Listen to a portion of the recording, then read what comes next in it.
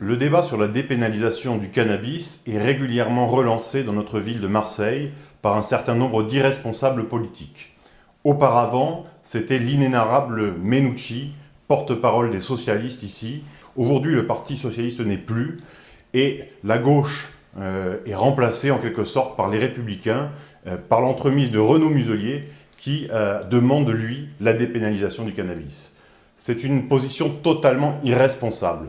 Premièrement, parce que dépénaliser le cannabis, c'est encourager moralement sa consommation, notamment auprès des jeunes.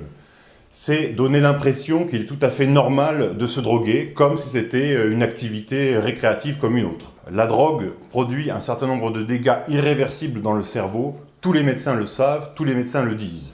Dépénaliser la consommation de cannabis revient à pénaliser les enquêteurs, qui bien souvent se servent de la menace d'une peine de prison ou d'une forte amende pour faire parler les consommateurs et démanteler ainsi les réseaux de trafiquants de drogue.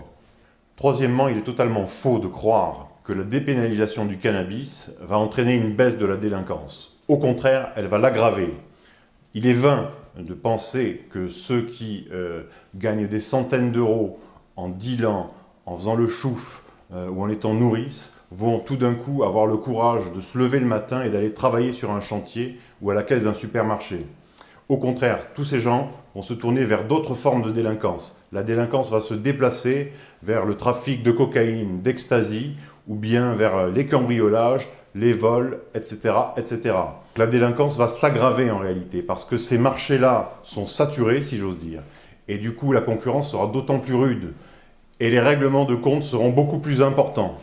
La seule solution, la seule véritable solution pour lutter efficacement contre la délinquance, contre les règlements de compte, c'est bien sûr d'appliquer une tolérance zéro. Le trafic de drogue gangrène Marseille, gangrène notre ville. Il faut à la fois une politique de prévention très forte auprès des jeunes et une politique de répression très forte dans les cités, dans les quartiers, donner à la police et à la justice tous les moyens politiques d'intervenir et d'agir.